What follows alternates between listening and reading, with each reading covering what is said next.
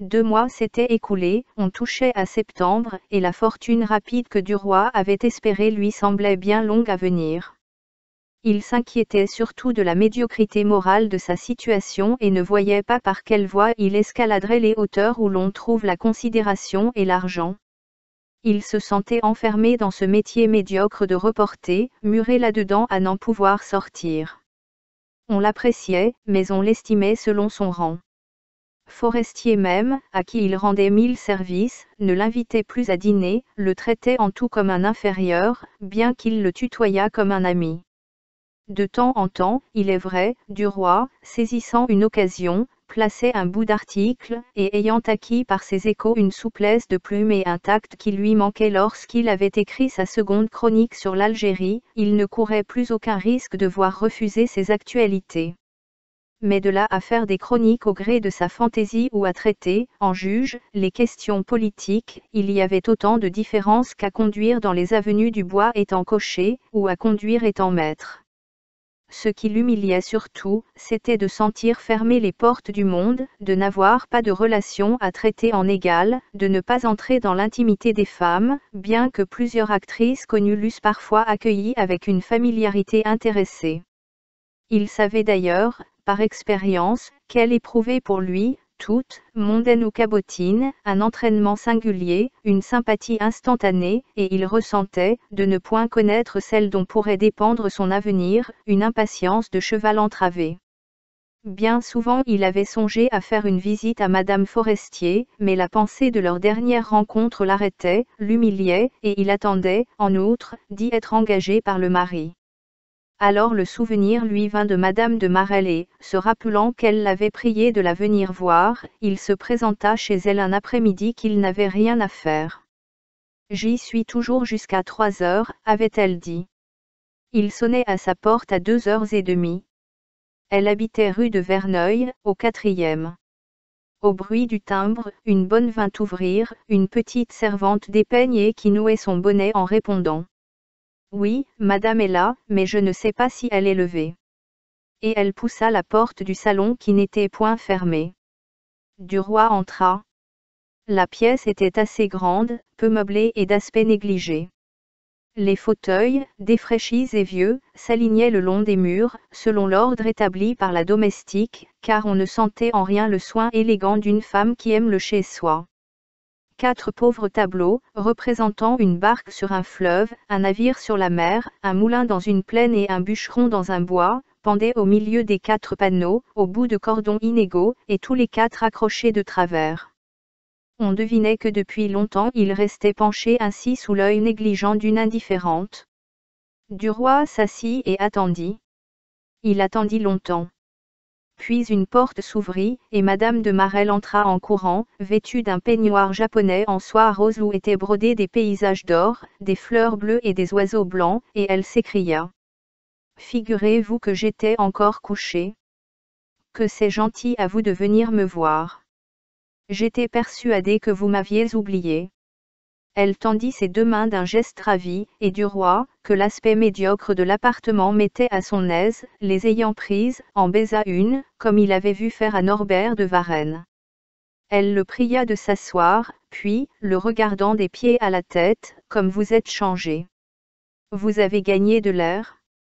Paris vous fait du bien. Allons, racontez-moi les nouvelles. Et ils se mirent à bavarder tout de suite, comme s'ils eussent été d'anciennes connaissances, sentant naître entre eux une familiarité instantanée, sentant s'établir un de ces courants de confiance, d'intimité et d'affection qui font amis, en 5 minutes, 2 êtres de même caractère et de même race. Tout à coup, la jeune femme s'interrompit, et s'étonnant. « C'est drôle comme je suis avec vous. Il me semble que je vous connais depuis 10 ans. Nous deviendrons, sans doute, bons camarades. Voulez-vous ? » Il répondit, mais, certainement, avec un sourire qui en disait plus. Il la trouvait tout à fait tentante, dans son peignoir éclatant et doux, moins fine que l'autre dans son peignoir blanc, moins chatte, moins délicate, mais plus excitante, plus poivrée. Quand il sentait près de lui Madame Forestier, avec son sourire immobile et gracieux qui attirait et arrêtait en même temps, qui semblait dire « Vous me plaisez » et aussi, prenez garde, dont on ne comprenait jamais le sens véritable, il éprouvait surtout le désir de se coucher à ses pieds, ou de baiser la fine dentelle de son corsage et d'aspirer lentement l'air chaud et parfumé qui devait sortir de là, glissant entre les seins. Auprès de Madame de Marelle, il sentait en lui un désir plus brutal, plus précis, un désir qui frémissait dans ses mains devant les contours soulevés de la soie légère. Elle parlait toujours, semant en chaque phrase cet esprit facile dont elle avait pris l'habitude, comme un ouvrier saisit le tour de main qu'il faut pour accomplir une besogne réputée difficile et dont s'étonnent les autres. Il l'écoutait, pensant, c'est bon à retenir tout ça. On écrirait des chroniques parisiennes charmantes en la faisant bavarder sur les événements du jour. Mais on frappa doucement, tout doucement à la porte par laquelle elle était venue, et elle cria, « Tu peux entrer, mignonne !» La petite fille parut, alla droit à Duroy et lui tendit la main. La mère étonnée murmura, « Mais c'est une conquête. Je ne la reconnais plus. » Le jeune homme, ayant embrassé l'enfant, la fit asseoir à côté de lui, et lui posa, avec un air sérieux, des questions gentilles sur ce qu'elle avait fait depuis qu'ils ne s'étaient vus. Elle répondait de sa petite voix de flûte, avec son air grave de grande personne. La pendule sonna 3 heures. Le journaliste se leva. « Venez souvent, » demanda Madame de Marelle, « nous bavarderons comme aujourd'hui, vous me ferez toujours plaisir. » « Mais pourquoi ne vous voit-on plus chez les forestiers ?» Il répondit. « Oh, pour rien. J'ai eu beaucoup à faire. J'espère bien que nous nous y retrouverons un de ces jours. » Et il sortit, le cœur plein d'espoir, sans savoir pourquoi. Il ne parla pas à Forestier de cette visite. Mais il en garde le souvenir, les jours suivants, plus que le souvenir, une sorte de sensation de la présence irréelle et persistante de cette femme. Il lui semblait avoir pris quelque chose d'elle, l'image de son corps restait dans ses yeux et la saveur de son être moral restait en son cœur. Deux demeuraient sous l'obsession de son image, comme il arrive quelquefois quand on a passé des heures charmantes auprès d'un être. On dirait qu'on subit une possession étrange, intime, confuse, troublante et exquise parce qu'elle est mystérieuse.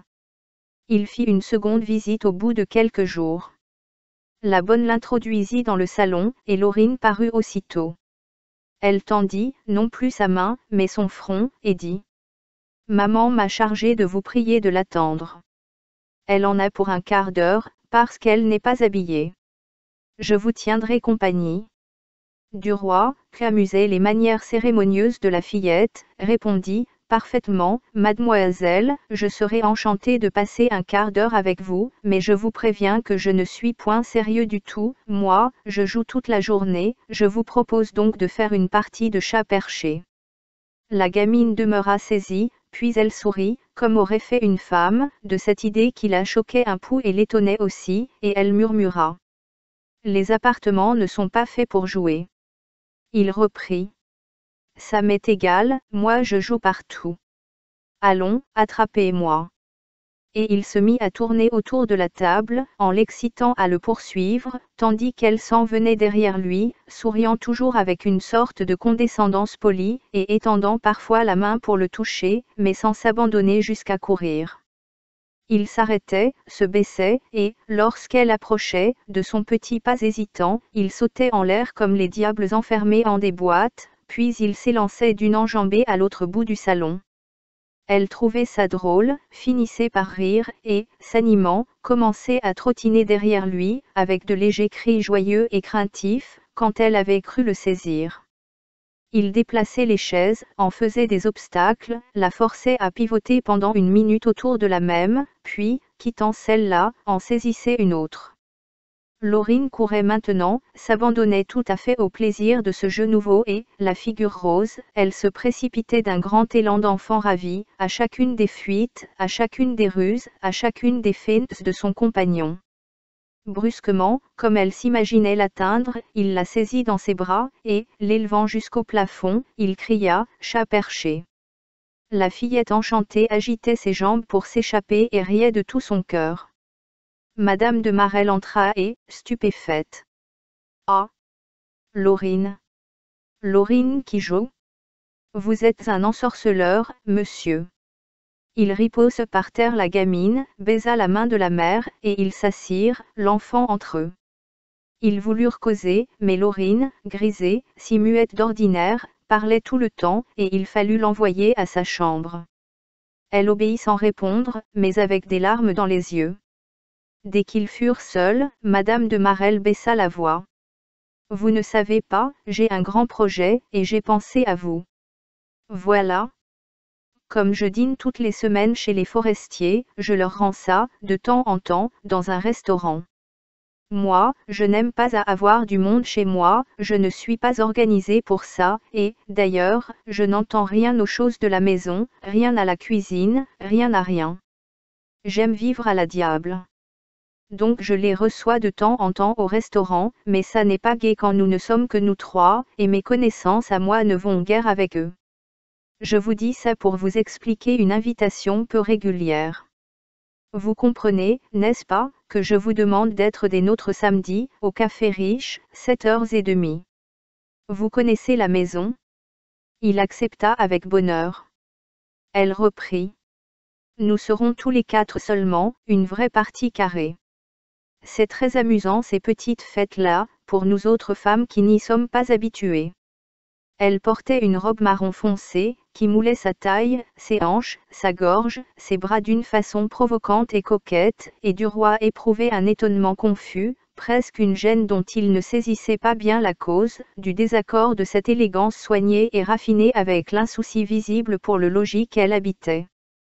Tout ce qui vêtait son corps, tout ce qui touchait intimement et directement sa chair, était délicat et fin, mais ce qui l'entourait ne lui importait plus. Il la quitta, gardant, comme l'autre fois, la sensation de sa présence continuée dans une sorte d'hallucination de ses sens. Et il attendit le jour du dîner avec une impatience grandissante. Ayant loué pour la seconde fois un habit noir, ses moyens ne lui permettant point encore d'acheter un costume de soirée, il arriva le premier au rendez-vous, quelques minutes avant l'heure. On le fit monter au second étage, et on l'introduisit dans un petit salon de restaurant, tendu de rouge et ouvrant sur le boulevard son unique fenêtre. Une table carrée, de 4 couverts, étalait sa nappe blanche, si luisante qu'elle semblait vernie, et les verres, l'argenterie, le réchaud brillaient gaiement sous la flamme de 12 bougies portées par 2 hauts candélabres. Au dehors on apercevait une grande tache d'un vert clair que faisaient les feuilles d'un arbre, éclairées par la lumière vive des cabinets particuliers. Duroy s'assit sur un canapé très bas, rouge comme les tentures des murs, et dont les ressorts fatigués, s'enfonçant sous lui, lui donnèrent la sensation de tomber dans un trou. Il entendait dans toute cette vaste maison une rumeur confuse, ce bruissement des grands restaurants fait du bruit des vaisselles et des argenteries heurtées, du bruit des pas rapides des garçons adoucis par le tapis des corridors, du bruit des portes un moment ouvertes et qui laissent échapper le son des voix de tous ces étroits salons où sont enfermés des gens qui dînent. Forestier entra et lui serra la main avec une familiarité cordiale qu'il ne lui témoignait jamais dans les bureaux de la vie française. « Ces deux dames vont arriver ensemble, dit-il, c'est très gentil ces dîners-là. » Puis il regarda la table, fit éteindre tout à fait un bec de gaz qui brûlait en veilleuse, ferma un battant de la fenêtre, à cause du courant d'air, et choisit sa place bien à l'abri en déclarant « Il faut que je fasse grande attention, j'ai été mieux pendant un mois, et me voici repris depuis quelques jours. J'aurais attrapé froid mardi en sortant du théâtre. » On ouvrit la porte et les deux jeunes femmes parurent, suivies d'un maître d'hôtel, voilée, cachée, discrète, avec cette allure de mystère charmant qu'elles prennent en ces endroits où les voisinages et les rencontres sont suspects. Comme Duroy saluait Madame Forestier, elle le gronda fort de n'être pas revenue la voir, puis elle ajouta, avec un sourire, vers son amie. « C'est ça, vous me préférez Madame de Marelle, vous trouvez bien le temps pour elle. » Puis on s'assit, et le maître d'hôtel ayant présenté à Forestier la carte des vins, Madame de Marelle s'écria. « Donnez à ces messieurs ce qu'ils voudront, quant à nous du champagne frappé, du meilleur, du champagne doux par exemple, rien autre chose. » Et l'homme étant sorti, elle annonça avec un rire excité. « Je veux me pocharder ce soir, nous allons faire une noce, une vraie noce. » Forestier, qui paraissait n'avoir pas entendu, demanda. « Cela ne vous ferait-il rien qu'on fermât la fenêtre ? J'ai la poitrine un peu prise depuis quelques jours. Non, rien du tout. Il alla donc pousser le battant resté entrouvert et il revint s'asseoir avec un visage rasséréné, tranquillisé. Sa femme ne disait rien, paraissait absorbée, et, les yeux baissés vers la table, elle souriait au verre, de ce sourire vague qui semblait promettre toujours pour ne jamais tenir. Les huîtres d'Ostende furent apportées, mignonnes et grasses, semblables à de petites oreilles enfermées en des coquilles, et fondant entre le palais et la langue ainsi que des bonbons salés. Puis, après le potage, on servit une truite rose comme de la chair de jeune fille, et les convives commencèrent à causer. On parla d'abord d'un cancan qui courait les rues, l'histoire d'une femme du monde surprise, par un ami de son mari, soupant avec un prince étranger en cabinet particulier. Forestier riait beaucoup de l'aventure, les deux femmes déclaraient que le bavard indiscret n'était qu'un goujat et qu'un lâche.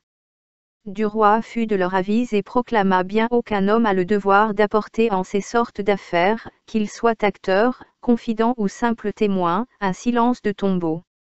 Il ajouta: comme la vie serait pleine de choses charmantes si nous pouvions compter sur la discrétion absolue les uns des autres.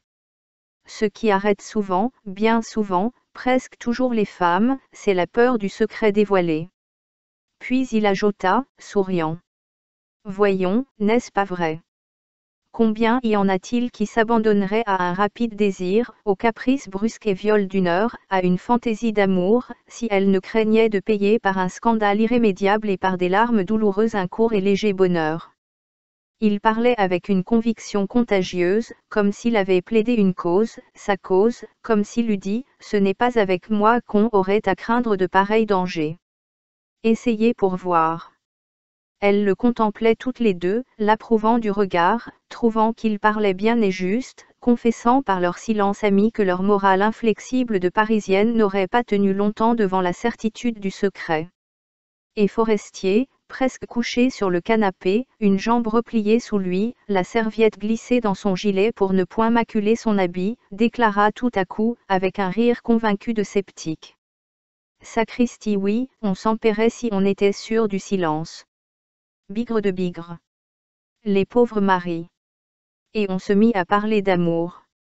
Sans l'admettre éternel, Duroy le comprenait durable, créant un lien, une amitié tendre, une confiance.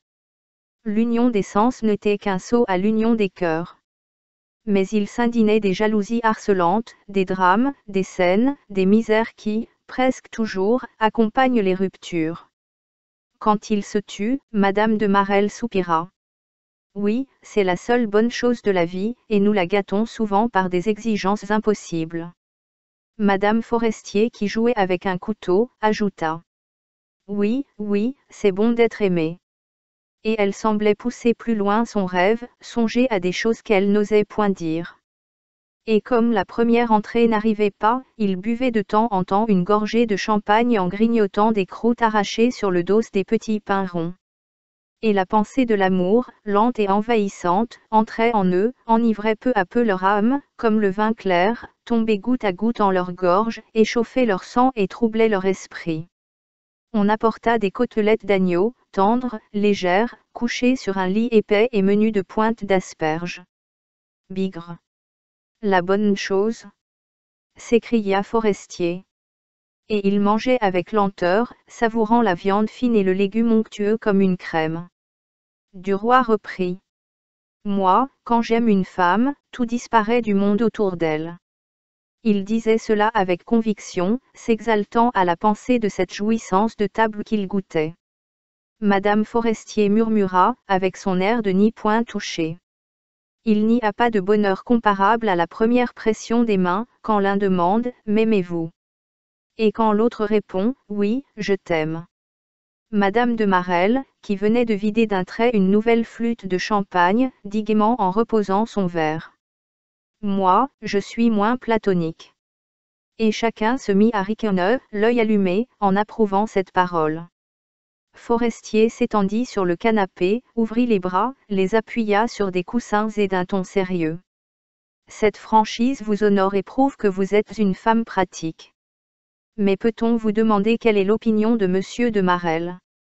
Elle haussa les épaules lentement, avec un dédain infini, prolongé, puis, d'une voix nette. Monsieur de Marelle n'a pas d'opinion en cette matière. Il n'a que des abstentions. Et la causerie, descendant des théories élevées sur la tendresse, entra dans le jardin fleuri des polissonneries distinguées. Ce fut le moment des sous-entendus adroits, des voiles levés par des mots, comme on lève des jupes, le moment des ruses de langage, des audaces habiles et déguisées, de toutes les hypocrisies impudiques, de la phrase qui montre des images dévêtues avec des expressions couvertes, qui fait passer dans l'œil et dans l'esprit la vision rapide de tout ce qu'on ne peut pas dire, et permet aux gens du monde une sorte d'amour subtil et mystérieux, une sorte de contact impur des pensées par l'évocation simultanée, troublante et sensuelle comme une étreinte, de toutes les choses secrètes, honteuses et désirées de l'enlacement. On avait apporté le rôti, des perdreaux flanqués de caille, puis des petits pois, puis une terrine de foie gras accompagnée d'une salade aux feuilles dentelées, emplissant comme une mousse verte un grand saladier en forme de cuvette. Ils avaient mangé de tout cela sans y goûter, sans s'en douter, uniquement préoccupés de ce qu'ils disaient, plongés dans un bain d'amour. Les deux femmes, maintenant, en lançaient de roide, Madame de Marelle avec une audace naturelle qui ressemblait à une provocation, Madame Forestier avec une réserve charmante, une pudeur dans le ton, dans la voix, dans le sourire, dans toute l'allure, qui soulignait, en ayant l'air de les atténuer, les choses hardies sorties de sa bouche. Forestier, tout à fait vautré sur les coussins, riait, buvait, mangeait sans cesse et jetait parfois une parole tellement osée ou tellement crue que les femmes, un peu choquées par la forme et pour la forme, prenaient un petit air gêné qui durait 2 ou 3 secondes. Quand il avait lâché quelques polissonneries trop grosses, il ajoutait : « Vous allez bien, mes enfants. Si vous continuez comme ça, vous finirez par faire des bêtises. » Le dessert vint, puis le café, et les liqueurs versèrent dans les esprits excités un trouble plus lourd et plus chaud. Comme elle l'avait annoncé en se mettant à table, Madame de Marelle était pocharde, et elle le reconnaissait, avec une grâce gaie et bavarde de femme qui accentue, pour amuser ses convives, une pointe d'ivresse très réelle. Madame Forestier se taisait maintenant, par prudence peut-être, et Duroy, se sentant trop allumé pour ne pas se compromettre, gardait une réserve habile. On alluma des cigarettes, et Forestier, tout à coup, se mit à tousser. Ce fut une quinte terrible qui lui déchirait la gorge, et, la face rouge, le front en sueur, il étouffait dans sa serviette. Lorsque la crise fut calmée, il grogna, d'un air furieux, « Ça ne me vaut rien, ces parties-là, c'est stupide. » Toute sa bonne humeur avait disparu dans la terreur du mal qui hantait sa pensée. « Rentrons chez nous, dit-il. » Madame de Marelle sonna le garçon et demanda l'addition. On la lui apporta presque aussitôt. Elle essaya de la lire, mais les chiffres tournaient devant ses yeux, et elle passa le papier à Duroy. « Tenez, payez pour moi, je n'y vois plus, je suis trop grise. » Et elle lui jeta en même temps sa bourse dans les mains. Le total montait à 130 francs. Duroy contrôla et vérifia la note, puis donna 2 billets, et reprit la monnaie, en demandant, à mi-voix, « Combien faut-il laisser au garçon ? » « Ce que vous voudrez, je ne sais pas. » Il mit 5 francs sur l'assiette, puis rendit la bourse à la jeune femme, en lui disant : « Voulez-vous que je vous reconduise à votre porte ? » « Mais certainement. Je suis incapable de retrouver mon adresse. » On serra les mains des forestiers, et Duroy se trouva seul avec Madame de Marelle dans un fiacre qui roulait. Il la sentait contre lui, si près, enfermée avec lui dans cette boîte noire, qui éclairait brusquement, pendant un instant, les becs de gaz des trottoirs. Il sentait, à travers sa manche, la chaleur de son épaule, et il ne trouvait rien à lui dire, absolument rien, ayant l'esprit paralysé par le désir impérieux de la saisir dans ses bras. Si j'osais, que ferait-elle ? Pensait-il ? Et le souvenir de toutes les polissonneries chuchotées pendant le dîner l'enhardissait, mais la peur du scandale le retenait en même temps. Elle ne disait rien non plus, immobile, enfoncée en son coin. Il eût pensé qu'elle dormait s'il n'avait vu briller ses yeux chaque fois qu'un rayon de lumière pénétrait dans la voiture. Que pensait-elle ? Il sentait bien qu'il ne fallait point parler, qu'un mot, un seul mot, rompant le silence, emporterait ses chances, mais l'audace lui manquait, l'audace de l'action brusque et brutale. Tout à coup il sentit remuer son pied. Elle avait fait un mouvement sec, nerveux, d'impatience ou d'appel peut-être. Ce geste, presque insensible, lui fit courir, de la tête aux pieds, un grand frisson sur la peau, et, se tournant vivement, il se jeta sur elle, cherchant la bouche avec ses lèvres et la chair nue avec ses mains. Elle jeta un cri, un petit cri, voulut se dresser, se débattre, le repousser, puis elle céda, comme si la force lui eût manqué pour résister plus longtemps. Mais la voiture s'étant arrêtée bientôt devant la maison qu'elle habitait, Duroy, surpris, n'eut point à chercher des paroles passionnées pour la remercier, la bénir et lui exprimer son amour reconnaissant. Cependant elle ne se levait pas, elle ne remuait point, étourdie par ce qui venait de se passer. Alors il craignit que le cocher n'eût des doutes, et il descendit le premier pour tendre la main à la jeune femme. Elle sortit enfin du fiacre en trébuchant et sans prononcer une parole. Il sonna, et, comme la porte s'ouvrait, il demanda, en tremblant, « Quand vous reverrai-je » Elle murmura si bas qu'il entendit à peine, « Venez déjeuner avec moi demain » Et elle disparut dans l'ombre du vestibule en repoussant le lourd battant, qui fit un bruit de coups de canon. Il donna 100 sous au cocher et se mit à marcher devant lui, d'un pas rapide et triomphant, le cœur débordant de joie. Il en tenait une, enfin, une femme mariée. Une femme du monde. Du vrai monde. Du monde parisien. Comme ça avait été facile et inattendu. Il s'était imaginé jusque-là que pour aborder et conquérir une de ces créatures tant désirées, il fallait des soins infinis, des attentes interminables, un siège habile fait de galanterie, de paroles d'amour, de soupirs et de cadeaux. Et voilà que tout d'un coup, à la moindre attaque, la première qu'il rencontrait s'abandonnait à lui, si vite qu'il en demeurait stupéfait. Elle était grise, pensa-il, demain, ce sera une autre chanson. J'aurai les larmes. Cette idée l'inquiéta, puis il se dit, ma foi, tant pis. Maintenant que je la tiens, je saurai bien la garder. Et, dans le mirage confus où s'égaraient ses espérances, espérances de grandeur, de succès, de renommée, de fortune et d'amour, il aperçut tout à coup, pareil à ces guirlandes de figurantes qui se déroulent dans le ciel des apothéoses, une procession de femmes élégantes, riches, puissantes, qui passaient en souriant pour disparaître l'une après l'autre au fond du nuage doré de ses rêves. Et son sommeil fut peuplé de visions. Il était un peu ému, le lendemain, en montant l'escalier de Madame de Marelle. Comment allait-elle le recevoir? Et si elle ne le recevait pas? Si elle avait défendu l'entrée de sa demeure? Si elle racontait? Mais non, elle ne pouvait rien dire sans laisser deviner la vérité tout entière. Donc il était maître de la situation. La petite bonne ouvrit la porte. Elle avait son visage ordinaire. Il se rassura, comme s'il se fût attendu à ce que la domestique lui montrât une figure bouleversée. Il demanda. Madame va bien? Elle répondit. Oui, monsieur, comme toujours. Et elle le fit entrer dans le salon. Il alla droit à la cheminée pour constater l'état de ses cheveux et de sa toilette, et il rajustait sa cravate devant la glace, quand il aperçut dedans la jeune femme qui le regardait debout sur le seuil de la chambre. Il fit semblant de ne l'avoir point vue, et ils se considérèrent quelques secondes, au fond du miroir, s'observant, s'épiant avant de se trouver face à face. Il se retourna. Elle n'avait point bougé, et semblait attendre. Il s'élança, balbutiant, « Comme je vous aime. Comme je vous aime. » Elle ouvrit les bras et tomba sur sa poitrine, puis, ayant levé la tête vers lui, ils s'embrassèrent longtemps. Il pensait, c'est plus facile que je n'aurais cru. Ça va très bien.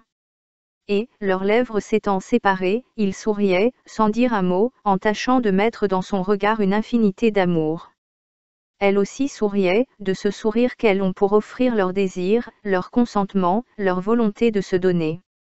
Elle murmura. Nous sommes seuls. J'ai envoyé Laurine déjeuner chez une camarade. Il soupira, en lui baisant les poignets. Merci, je vous adore. Alors elle lui prit le bras, comme s'il eût été son mari, pour aller jusqu'au canapé où ils s'assirent côte à côte. Il lui fallait un début de causerie habile et séduisant, ne le découvrant point à son gré, il balbutia. Alors vous ne m'en voulez pas trop. Elle lui mit une main sur la bouche. Tais-toi. Ils demeurèrent silencieux, les regards mêlés, les doigts enlacés et brûlants. Comme je vous désirais, dit-il. Elle répéta, tais-toi. On entendait la bonne remuer les assiettes dans la salle, derrière le mur. Il se leva. Je ne veux pas rester si près de vous. Je perdrai la tête. La porte s'ouvrit. Madame est servie. Et il offrit son bras avec gravité. Ils déjeunèrent face à face, se regardant et se souriant sans cesse, occupés uniquement d'eux, tout enveloppés par le charme si doux d'une tendresse qui commence. Il mangeait, sans savoir quoi. Il sentit un pied, un petit pied, qui rôdait sous la table. Il le prit entre les siens et l'y garde, le serrant de toute sa force. La bonne allait, venait, apportait et enlevait les plats d'un air nonchalant, sans paraître rien remarquer. Quand ils eurent fini de manger, ils rentrèrent dans le salon et reprirent leur place sur le canapé, côte à côte. Peu à peu, il se serrait contre elle, essayant de l'étreindre. Mais elle le repoussait avec calme. « Prenez garde, on pourrait entrer. » Il murmura. « Quand pourrai-je vous voir bien seul pour vous dire comme je vous aime ?» Elle se pencha vers son oreille. Et prononça tout bas. « J'irai vous faire une petite visite chez vous un de ces jours. » Il se sentit rougir. « C'est que, chez moi, c'est bien modeste. » Elle sourit.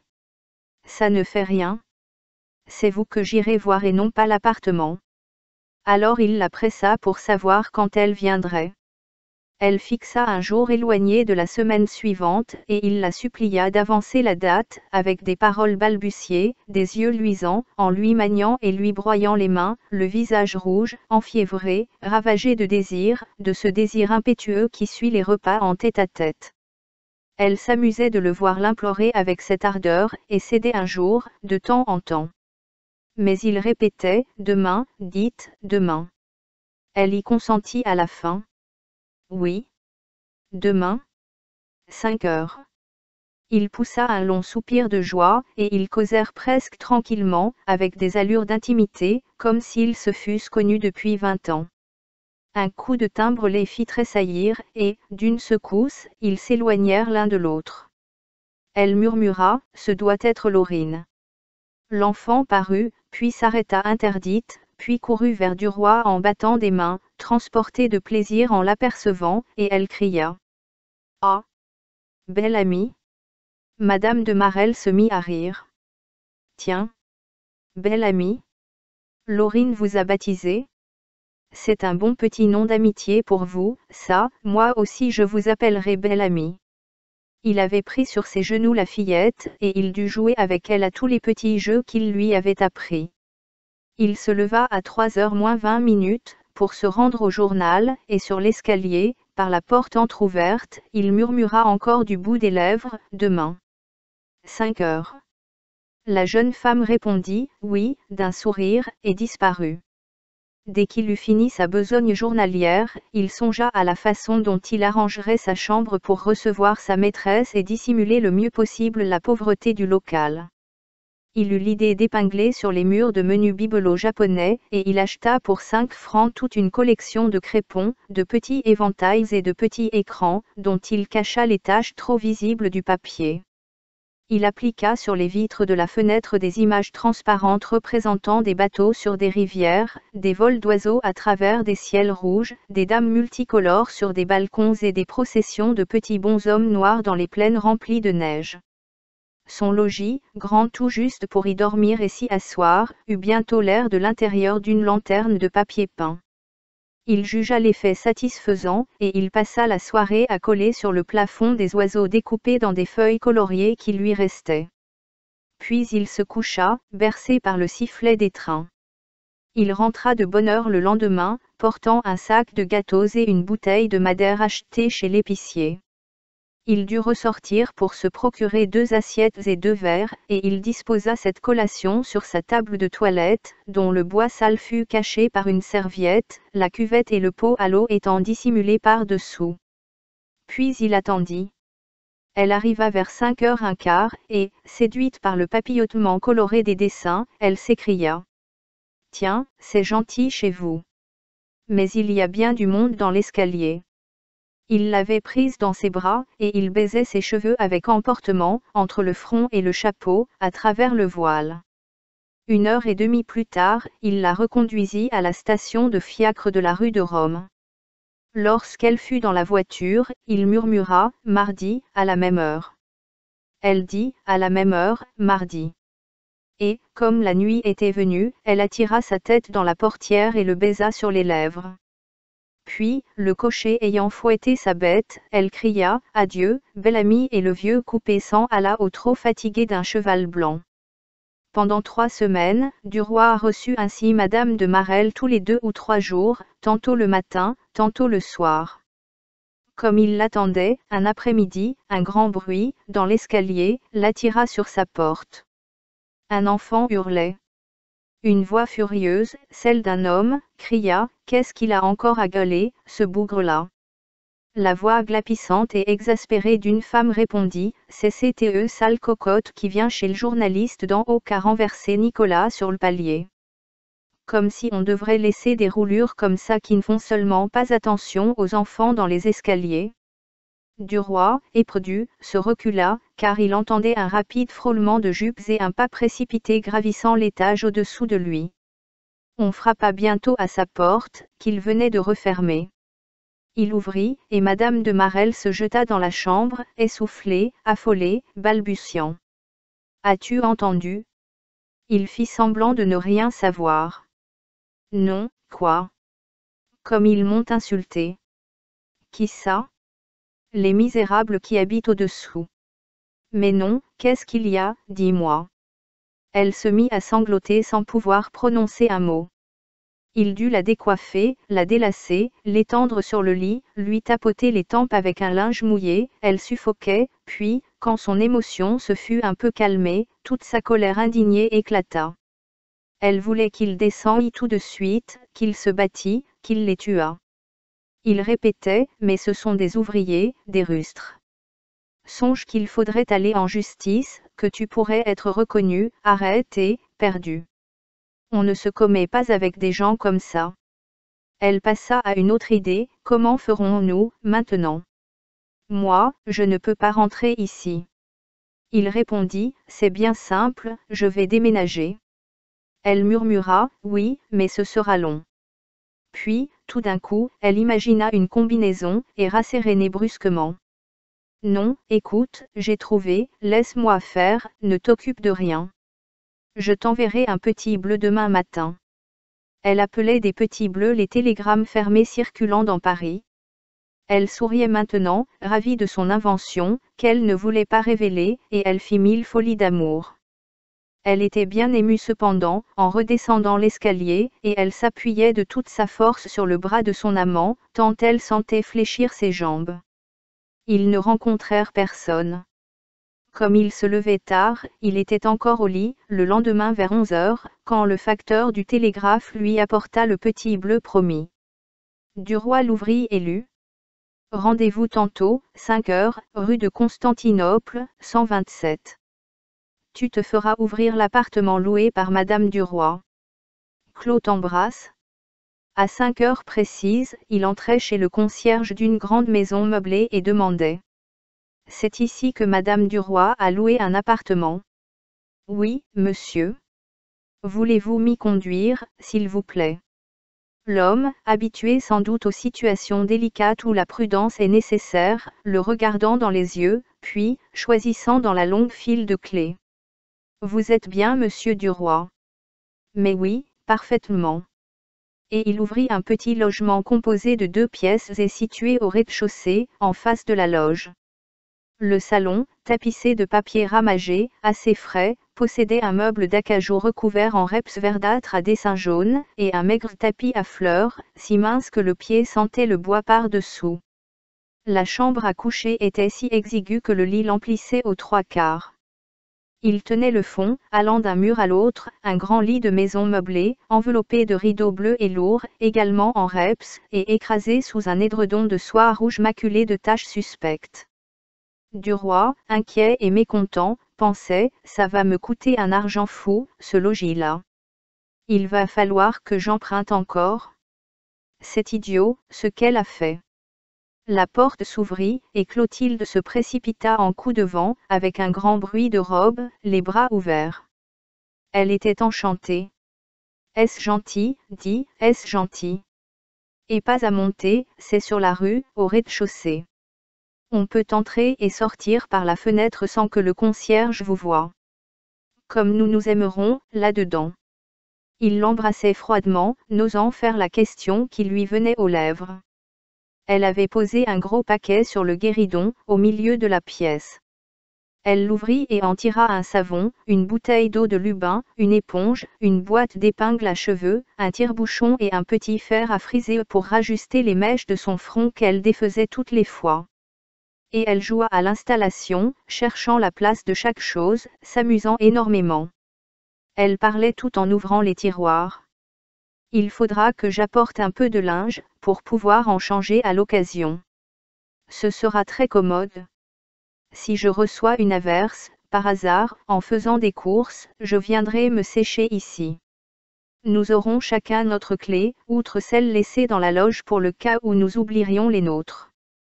J'ai loué pour 3 mois, à ton nom, bien entendu, puisque je ne pouvais donner le mien. Alors il demanda. Tu me diras quand il faudra payer? Elle répondit simplement. Mais c'est payé, mon chéri. Il reprit. Alors, c'est à toi que je le dois. Mais non, mon chat, ça ne te regarde pas, c'est moi qui veux faire cette petite folie. Il eut l'air de se fâcher. Ah. Mais non, par exemple. Je ne le permettrai point. Elle vint à lui suppliante, et, posant les mains sur ses épaules. Je t'en prie, Georges, ça me fera tant de plaisir que ce soit à moi, notre nid, rien qu'à moi. Ça ne peut pas te froisser? En quoi? Je voudrais apporter ça dans notre amour. Dis que tu veux bien, mon petit Géo, dis que tu veux bien. Elle l'implorait du regard, de la lèvre, de tout son être. Il se fit prier, refusant avec des mines irritées, puis il céda, trouvant cela juste, au fond. Et quand elle fut partie, il murmura, en se frottant les mains et sans chercher dans les replis de son cœur d'où lui venait, ce jour-là, cette opinion, elle est gentille, tout de même. Il reçut quelques jours plus tard un autre petit bleu qui lui disait. Mon mari arrive ce soir, après 6 semaines d'inspection. Nous aurons donc relâche 8 jours. Quelle corvée, mon chéri. Taclo. Duroy demeura stupéfait. Il ne songeait vraiment plus qu'elle était mariée. En voilà un homme dont il aurait voulu voir la tête, rien qu'une fois, pour le connaître. Il attendit avec patience cependant le départ de l'époux, mais il passa aux Folies Bergères 2 soirées qui se terminèrent chez Rachel. Puis, un matin, nouveau télégramme contenant 4 mots. Tantôt, 5 heures. Clos. Ils arrivèrent tous les deux en avance au rendez-vous. Elle se jeta dans ses bras avec un grand élan d'amour, le baisant passionnément à travers le visage, puis elle lui dit. Si tu veux, quand nous nous serons bien aimés, tu m'emmèneras dîner quelque part. Je me suis faite libre. On était justement au commencement du mois, et bien que son traitement fût escompté longtemps d'avance, et qu'il vécût au jour le jour d'argent cueilli de tous les côtés, Duroy se trouvait par hasard en fond, et il fut content d'avoir l'occasion de dépenser quelque chose pour elle. Il répondit. Mais oui, ma chérie, où tu voudras. Ils partirent donc vers 7 heures et gagnèrent le boulevard extérieur. Elle s'appuyait fortement sur lui et lui disait, dans l'oreille, si tu savais comme je suis contente de sortir à ton bras, comme j'aime te sentir contre moi. Il demanda. Veux-tu aller chez le père Latuille? Elle répondit, oh. Non, c'est trop chic. Je voudrais quelque chose de drôle, de commun, comme un restaurant, où vont les employés et les ouvrières, j'adore les parties dans les guinguettes. Oh! Si nous avions pu aller à la campagne. Comme ils ne connaissaient rien en ce genre dans le quartier, ils errèrent le long du boulevard, et ils finirent par entrer chez un marchand de vin qui donnait à manger dans une salle à part. Elle avait vu, à travers la vitre, 2 fillettes en cheveux attablées en face de 2 militaires. 3 cochers de fiacre dînaient dans le fond de la pièce étroite et longue, et un personnage, impossible à classer dans aucune profession, fumait sa pipe, les jambes allongées, les mains dans la ceinture de sa culotte, étendu sur sa chaise et la tête renversée en arrière par-dessus la barre.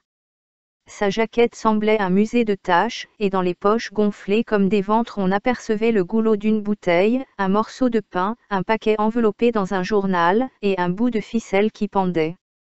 Il avait des cheveux épais, crépus, mêlés, gris de saleté, et sa casquette était par terre, sous sa chaise. L'entrée de Clotilde fit sensation par l'élégance de sa toilette. Les 2 couples cessèrent de chuchoter, les 3 cochers cessèrent de discuter, et le particulier qui fumait, ayant ôté sa pipe de sa bouche et craché devant lui, regarda en tournant un peu la tête. Madame de Marelle murmura, « C'est très gentil.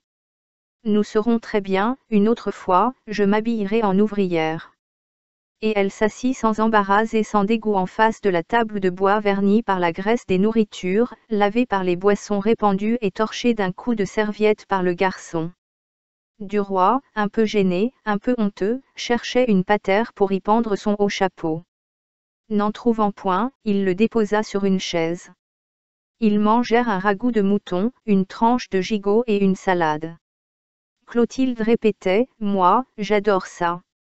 J'ai des goûts canailles. Je m'amuse mieux ici qu'au café anglais. » Puis elle dit, « Si tu veux me faire tout à fait plaisir, tu me mèneras dans un bastringue. J'en connais un très drôle près d'ici qu'on appelle la Reine Blanche. » Duroy, surpris, demanda, « Qui est-ce qui t'a mené là ?» Il la regardait et il la vit rougir, un peu troublée, comme si cette question brusque eût éveillé en elle un souvenir délicat. Après une de ces hésitations féminines si courtes qu'il les faut deviner, elle répondit, « C'est un ami. » Puis, après un silence, elle ajouta, « Qui est mort. » Et elle baissa les yeux avec une tristesse bien naturelle. Et Duroy, pour la première fois, songea à tout ce qu'il ne savait point dans la vie passée de cette femme, et il rêva. Certes, elle avait eu des amants, déjà, mais de quelle sorte? De quel monde? Une vague jalousie, une sorte d'inimitié s'éveillait en lui contre elle, une inimitié pour tout ce qu'il ignorait, pour tout ce qui ne lui avait point appartenu dans ce cœur et dans cette existence. Il la regardait, irrité du mystère enfermé dans cette tête jolie et muette et qui songeait, en ce moment-là même peut-être, à l'autre, aux autres, avec des regrets. Comme il eût aimé regarder dans ce souvenir, y fouiller, et tout savoir, tout connaître. Elle répéta, « Veux-tu me conduire à la Reine Blanche? Ce sera une fête complète. » Il pensa, « Bah! Qu'importe le passé. Je suis bien bête de me troubler de ça. » Et, souriant, il répondit, « Mais certainement, ma chérie. » Lorsqu'ils furent dans la rue, elle reprit, tout bas, avec ce ton mystérieux dont on fait les confidences. « Je n'osais point te demander ça, jusqu'ici, mais tu ne te figures pas comme j'aime ces escapades de garçons dans tous ces endroits où les femmes ne vont pas. Pendant le carnaval je m'habillerai en collégien. Je suis drôle comme tout en collégien. » Quand ils pénétrèrent dans la salle de bal, elle se serra contre lui, effrayée et contente, regardant d'un œil ravi les filles et les souteneurs et, de temps en temps, comme pour se rassurer contre un danger possible, elle disait, en apercevant un municipal grave et immobile, « Voilà un agent qui a l'air solide. » Au bout d'un quart d'heure, elle en eut assez, et il la reconduisit chez elle. Alors commença une série d'excursions dans tous les endroits louches où s'amuse le peuple, et Duroy découvrit dans sa maîtresse un goût passionné pour ce vagabondage d'étudiants en goguette. Elle arrivait au rendez-vous habituel vêtue d'une robe de toile, la tête couverte d'un bonnet de soubrette de vaudeville, et, malgré la simplicité élégante et cherchée de la toilette, elle gardait ses bagues, ses bracelets et ses boucles d'oreilles en brillant, en donnant cette raison, quand il la suppliait de les ôter. Bah! On croira que ce sont des cailloux du Rhin. Elle se jugeait admirablement déguisée, et, bien qu'elle fût en réalité cachée à la façon des autruches, elle allait dans les tavernes les plus mal famées. Elle avait voulu que Duroy s'habillât en ouvrier, mais il résista et garda sa tenue correcte de boulevardier, sans vouloir même changer son haut chapeau contre un chapeau de feutre mou. Elle s'était consolée de son obstination par ce raisonnement: on pense que je suis une femme de chambre en bonne fortune avec un jeune homme du monde. Et elle trouvait délicieuse cette comédie. Ils entraient ainsi dans les caboulots populaires et allaient s'asseoir au fond du bouge enfumé, sur des chaises boiteuses, devant une vieille table de bois. Un nuage de fumée âcre où restait une odeur de poisson frit du dîner emplissait la salle, des hommes en blouse gueulaient en buvant des petits verres, et le garçon étonné dévisageait ce couple étrange, en posant devant lui 2 cerises à l'eau-de-vie. Elle, tremblante, apeurée et ravie, se mettait à boire le jus rouge des fruits, à petits coups, en regardant autour d'elle d'un œil inquiet et allumé. Chaque cerise avalée lui donnait la sensation d'une faute commise, chaque goutte du liquide brûlant et poivré descendant en sa gorge lui procurait un plaisir âcre, la joie d'une jouissance scélérate et défendue. Puis elle disait à mi-voix: allons-nous-en. Et il partait. Elle filait vivement, la tête basse, d'un pas menu, d'un pas d'actrice qui quitte la scène, entre les buveurs accoudés aux tables qui la regardaient passer d'un air soupçonneux et mécontent, et quand elle avait franchi la porte, elle poussait un grand soupir, comme si elle venait d'échapper à quelque danger terrible. Quelquefois elle demandait à Duroy, en frissonnant: si on m'injuriait dans ces endroits-là, qu'est-ce que tu ferais? Il répondait d'un ton crâne: je te défendrai, parbleu. Et elle lui serrait le bras avec bonheur, avec le désir confus peut-être d'être injuriée et défendue, de voir des hommes se battre pour elle, même ces hommes-là, avec son bien-aimé. Mais ces excursions, se renouvelant 2 ou 3 fois par semaine, commençaient à fatiguer Duroy, qui avait grand mal d'ailleurs, depuis quelque temps, à se procurer le demi-louis qu'il lui fallait pour payer la voiture et les consommations. Il vivait maintenant avec une peine infinie, avec plus de peine qu'au jour où il était employé du Nord, car, ayant dépensé largement, sans compter, pendant ses premiers mois de journalisme, avec l'espoir constant de gagner de grosses sommes le lendemain, il avait épuisé toutes ses ressources et tous les moyens de se procurer de l'argent. Un procédé fort simple, celui d'emprunter à la caisse, s'était trouvé bien vite usé, et il devait déjà au journal 4 mois de son traitement, plus 600 francs sur ses lignes. Il devait, en outre, 100 francs à Forestier, 300 francs à Jacques Rival, qui avait la bourse large, et il était rongé par une multitude de petites dettes inavouables de 20 francs ou de 100 sous. Saint-Potin, consulté sur les méthodes à employer pour trouver encore 100 francs, n'avait découvert aucun expédient, bien qu'il fût un homme d'invention, et Duroy s'exaspérait de cette misère, plus sensible maintenant qu'autrefois, parce qu'il avait plus de besoin. Une colère sourde contre tout le monde couvait en lui, et une irritation incessante, qui se manifestait à tout propos, à tout moment, pour les causes les plus futiles. Il se demandait parfois comment il avait fait pour dépenser une moyenne de 1000 livres par mois, sans aucun excès ni aucune fantaisie, et il constatait qu'en additionnant un déjeuner de 8 francs avec un dîner de 12 pris dans un grand café quelconque du boulevard, il arrivait tout de suite à un louis, qui, joint à une dizaine de francs d'argent de poche, de cet argent qui coule sans qu'on sache comment, formait un total de 30 francs. Or, 30 francs par jour donnent 900 francs à la fin du mois. Et il ne comptait pas là-dedans tous les frais d'habillement, de chaussures, de linge, de blanchissage, etc. Donc, le 14 décembre, il se trouva sans un sou dans sa poche et sans un moyen dans l'esprit pour obtenir quelque monnaie. Il fit, comme il avait fait souvent jadis, il ne déjeuna point et il passa l'après-midi au journal à travailler, rageant et préoccupé. Vers 4 heures, il reçut un petit bleu de sa maîtresse, qui lui disait: « Veux-tu que nous dînions ensemble? Nous ferons ensuite une escapade. » Il répondit aussitôt: « Impossible dîner. puis il réfléchit qu'il serait bien bête de se priver des moments agréables qu'elle pourrait lui donner, et il ajouta, « Mais je t'attendrai, à 9 heures, dans notre logis. » Et ayant envoyé un des garçons porter ce mot, afin d'économiser le prix du télégramme, il réfléchit à la façon dont il s'y prendrait pour se procurer le repas du soir. À 7 heures, il n'avait encore rien inventé, et une faim terrible lui creusait le ventre. Alors il eut recours à un stratagème de désespéré. Il laissa partir tous ses confrères, l'un après l'autre, et, quand il fut seul, il sonna vivement. L'huissier du patron, resté pour garder les bureaux, se présenta. Duroy debout, nerveux, fouillait ses poches, et d'une voix brusque. « Dites donc, Foucard, j'ai oublié mon portefeuille chez moi, et il faut que j'aille dîner au Luxembourg.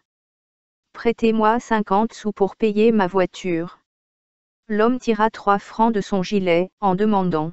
« Monsieur Duroy ne veut pas davantage. »« Non, non, cela me suffit. »« Merci bien. » Et, ayant saisi les pièces blanches, Duroy descendit en courant l'escalier, puis alla dîner dans une gargote où il échouait au jour de misère. À 9 heures, il attendait sa maîtresse, les pieds au feu dans le petit salon. Elle arriva, très animée, très gaie, fouettée par l'air froid de la rue. « Si tu veux, dit-elle, nous ferons d'abord un tour, puis nous rentrerons ici à 11 heures. Le temps est admirable pour se promener. » Il répondit d'un ton grognon. « Pourquoi sortir? On est très bien ici. » Elle reprit, sans ôter son chapeau. « Si tu savais, il fait un clair de lune merveilleux. C'est un vrai bonheur de se promener, ce soir. » « C'est possible, mais moi je ne tiens pas à me promener. » Il avait dit cela d'un air furieux. Elle en fut saisie, blessée, et demanda. « Qu'est-ce que tu as? Pourquoi prends-tu ces manières-là? » « J'ai le désir de faire un tour, je ne vois pas en quoi cela peut te fâcher. » Il se souleva, exaspéré. « Cela ne me fâche pas. Cela m'embête. » Voilà. Elle était de celles que la résistance irrite et que l'impolitesse exaspère. Elle prononça, avec dédain, avec une colère froide. « Je n'ai pas l'habitude qu'on me parle ainsi.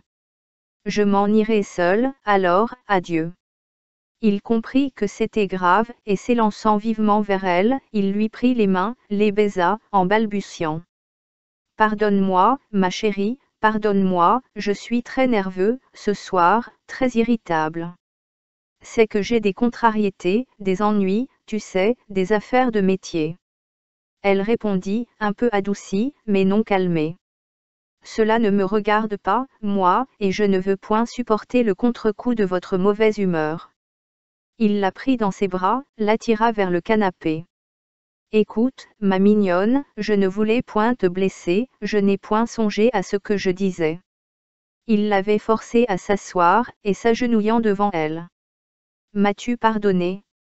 Dis-moi que tu m'as pardonné. » Elle murmura, d'une voix froide, « Sois, mais ne recommence pas. » Et, s'étant relevée, elle ajouta. « Maintenant, allons faire un tour. » Il était demeuré à genoux, entourant les hanches de ses 2 bras, il balbutia. « Je t'en prie, restons ici. Je t'en supplie. Accorde-moi cela. J'aimerais tant à te garder ce soir, pour moi tout seul, là, près du feu. Dis oui, je t'en supplie, dis oui. » Elle répliqua nettement, durement. « Non, je tiens à sortir, et je ne céderai pas à tes caprices. » Il insista. « Je t'en supplie, j'ai une raison très sérieuse. » Elle dit de nouveau. « Non. Et si tu ne veux pas sortir avec moi, je m'en vais. Adieu. » Elle s'était dégagée d'une secousse, et gagnait la porte. Il courut vers elle, l'enveloppa dans ses bras. « Écoute, Claude, ma petite Claude, écoute, accorde-moi cela. » Elle faisait non, de la tête, sans répondre, évitant ses baisers et cherchant à sortir de son étreinte pour s'en aller. Il bégayait. « Claude, ma petite Claude, j'ai une raison. » Elle s'arrêta en le regardant en face. « Tu mens, laquelle? » Il rougit, ne sachant que dire. Et elle reprit, indignée. « tu vois bien que tu mens, sale bête. Et avec un geste rageur, les larmes aux yeux, elle lui échappa. Il la prit encore une fois par les épaules, et désolé, prêt à tout avouer pour éviter cette rupture, il déclara avec un accent désespéré. Il y a que je n'ai pas le sou. Voilà. Elle s'arrêta net, et le regardant au fond des yeux pour y lire la vérité. Tu dis. Il avait rougi jusqu'aux cheveux, je dis que je n'ai pas le sou. Comprends-tu? Mais pas 20 sous, pas 10 sous, pas de quoi payer un verre de cassis dans le café où nous entrerons. Tu me forces à confesser des choses honteuses. Il ne m'était pourtant pas possible de sortir avec toi, et quand nous aurions été attablés devant 2 consommations, de te raconter tranquillement que je ne pouvais pas les payer. Elle le regarda toujours en face. Alors, c'est bien vrai, ça. En une seconde, il retourna toutes ses poches, celle du pantalon, celle du gilet, celle de la jaquette, et il murmura. Tiens, es-tu contente, maintenant? Brusquement, ouvrant ses 2 bras avec un élan passionné, elle lui sauta au cou, en bégayant. Oh! Mon pauvre chéri, si j'avais su. Comment cela t'est-il arrivé? Elle le fit asseoir, et s'assit elle-même sur ses genoux, puis le tenant par le cou, le baisant à tout instant, baisant sa moustache, sa bouche, ses yeux, elle le força à raconter d'où lui venait cette infortune. Il inventa une histoire attendrissante. Il avait été obligé de venir en aide à son père qui se trouvait dans l'embarras. Il lui avait donné non seulement toutes ses économies, mais il s'était endetté gravement. Il ajouta. Jean est pour 6 mois au moins à crever de faim, car j'ai épuisé toutes mes ressources. Tant pis, il y a des moments de crise dans la vie. L'argent, après tout, ne vaut pas qu'on s'en préoccupe. Elle lui souffla dans l'oreille. Je t'en prêterai, veux-tu? Il répondit avec dignité. Tu es bien gentille, ma mignonne, mais ne parlons plus de ça, je te prie. Tu me blesserais? Elle se tut, puis, le serrant dans ses bras, elle murmura. Tu ne sauras jamais comme je t'aime. Ce fut une de leurs meilleures soirées d'amour. Comme elle allait partir, elle reprit en souriant. Hein? Quand on est dans ta situation, comme c'est amusant de retrouver de l'argent oublié dans une poche, une pièce qui avait glissé dans la doublure. Il répondit avec conviction.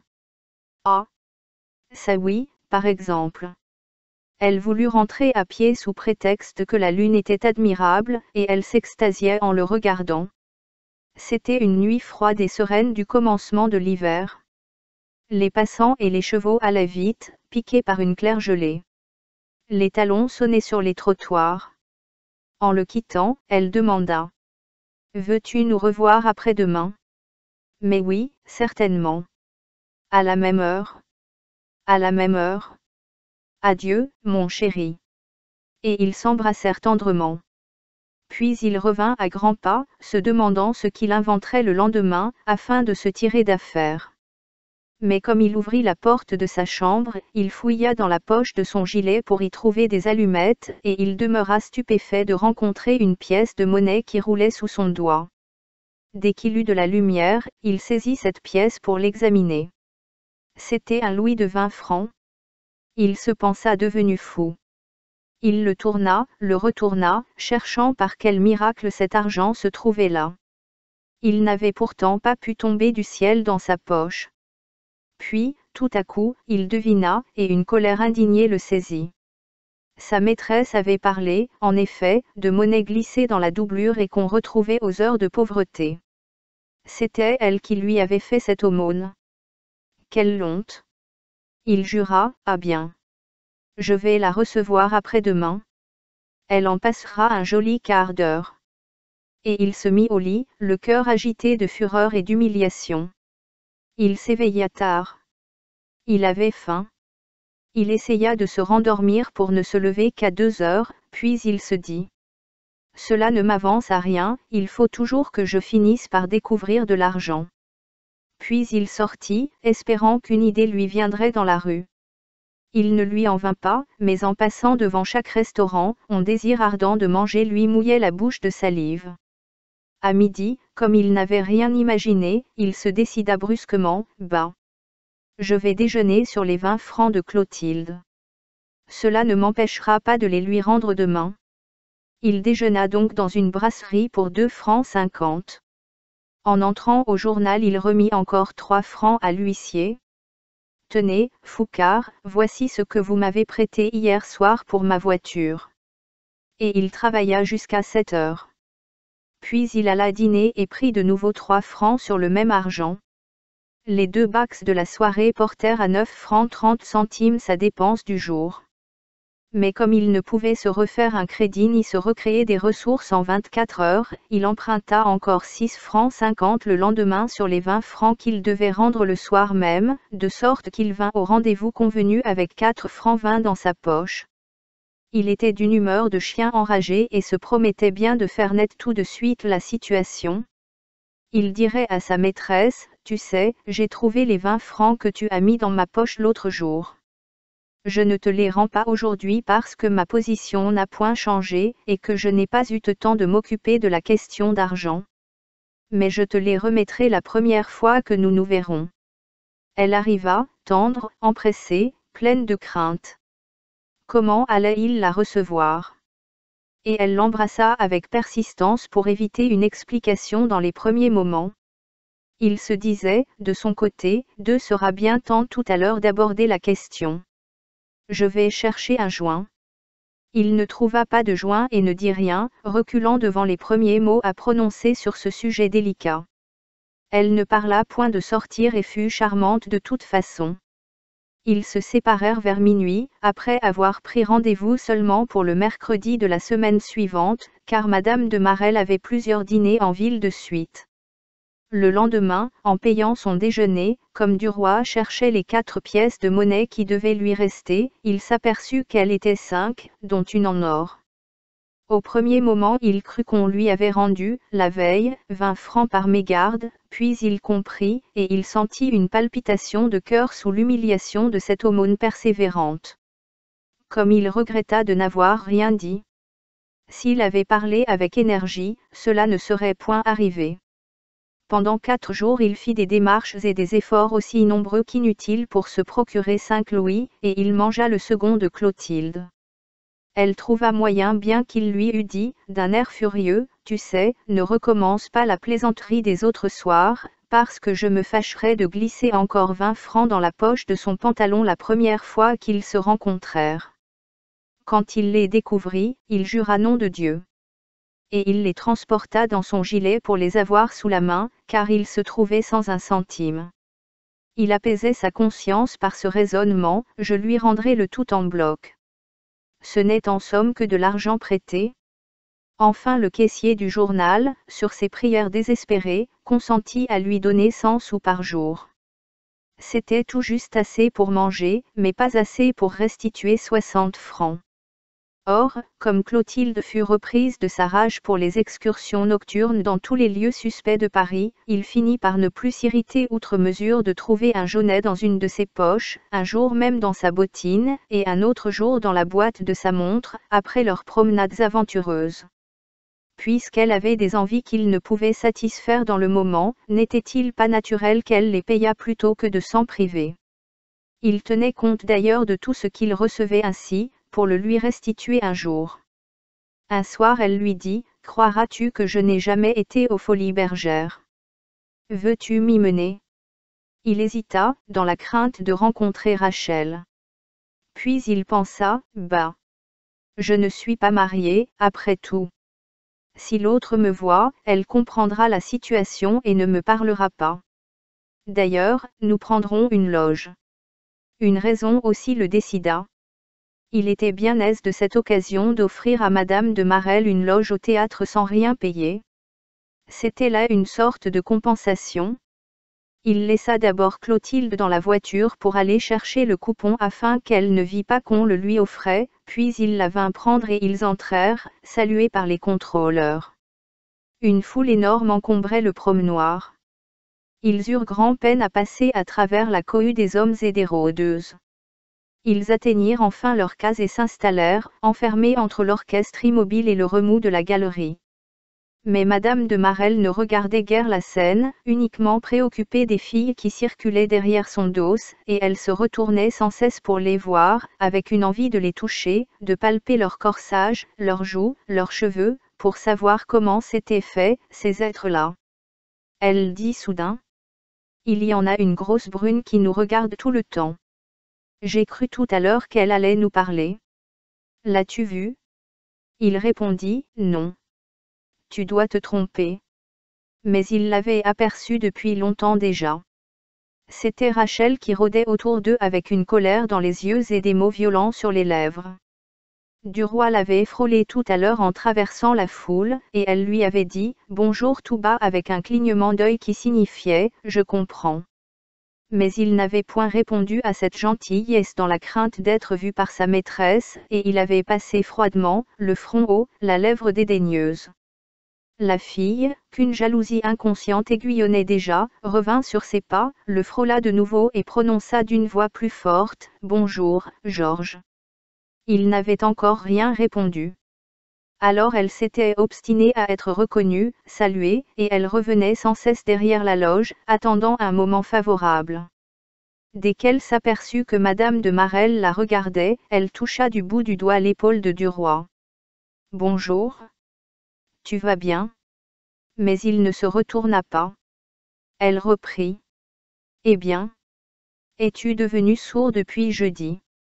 Il ne répondit point, affectant un air de mépris qui l'empêchait de se compromettre, même par un mot, avec cette drôlesse.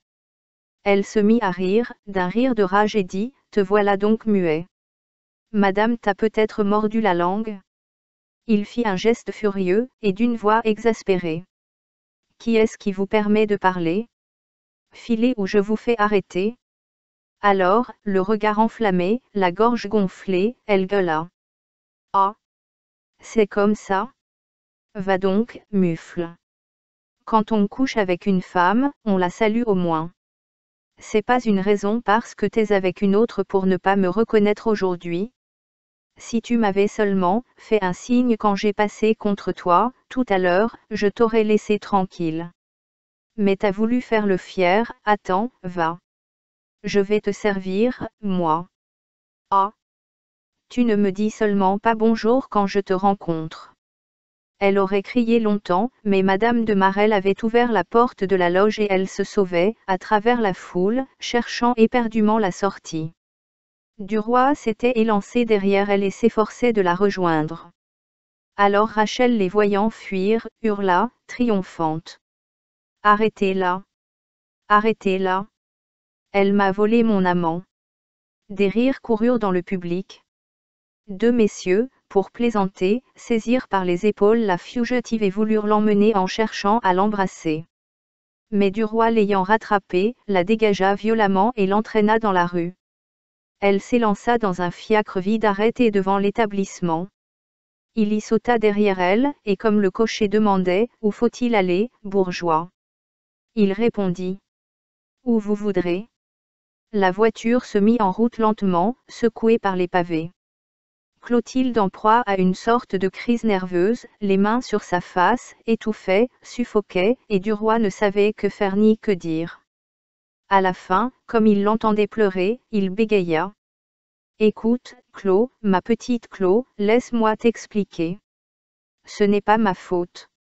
J'ai connu cette femme-là autrefois, dans les premiers temps. » Elle dégagea brusquement son visage, et saisie par une rage de femme amoureuse et trahie, une rage furieuse qui lui rendit la parole, elle balbutia, par phrases rapides, rêcheuses, en haletant, « Ah! Misérable, misérable, quel gueux tu fais! Est-ce possible? Quelle honte! Oh! Mon Dieu! Quelle honte! » Puis, s'emportant de plus en plus, à mesure que les idées s'éclaircissaient en elle et que les arguments lui venaient, « C'est avec mon argent que tu la payais, n'est-ce pas? Et je lui donnais de l'argent, pour cette fille. » Oh! Le misérable! Elle sembla chercher, pendant quelques secondes, un autre mot plus fort qui ne venait point, puis soudain, elle expectora, avec le mouvement qu'on fait pour cracher, « Oh! Cochon, cochon, cochon! Tu la payais avec mon argent, cochon, cochon. » Elle ne trouvait plus autre chose et répétait « Cochon, cochon ». Tout à coup, elle se pencha dehors et, saisissant le cocher par sa manche, arrêtait. Puis, ouvrant la portière, elle sauta dans la rue. Georges voulut la suivre, mais elle cria « Je te défends de descendre ». D'une voix si forte que les passants se massèrent autour d'elle, et Duroy ne bougea point par crainte d'un scandale. Alors elle tira sa bourse de sa poche et chercha de la monnaie à la lueur de la lanterne, puis ayant pris 2 francs 50, elle les mit dans les mains du cocher, en lui disant d'un ton vibrant, « Tenez, voilà votre heure. C'est moi qui paie. Et reconduisez-moi ce salaud-là rue Boursault, aux Batignolles. » Une gaieté s'éleva dans le groupe qui l'entourait. Un monsieur dit, « Bravo, la petite. » Et un jeune voyou arrêté entre les roues du fiacre, enfonçant sa tête dans la portière ouverte, cria avec un accent suraigu, « Bonsoir, Bibi. » Puis la voiture se remit en marche, poursuivie par des rires.